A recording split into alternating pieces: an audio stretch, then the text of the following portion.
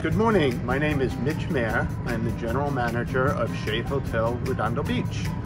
Welcome to our hotel. Shade Hotel is celebrating its 5th birthday this month, November 2021. Shade Hotel is a 54-room upscale boutique hotel in Redondo Beach, right on the Marina.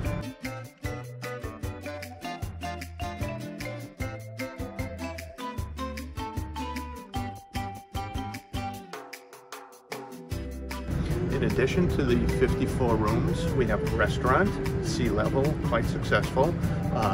We do lunch and dinner 5 days a week, brunch and dinner on weekends. I invite you to come and join us. In addition to sea level in our food and beverage building, if you will, we have 2 ballrooms. One is sky deck with a beautiful view of the Marina.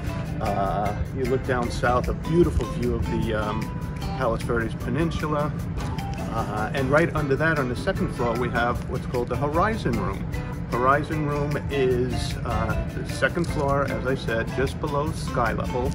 And same thing, beautiful view of the Marina as well as the Palos Verdes Peninsula. On the rooftop of the hotel building is our pool.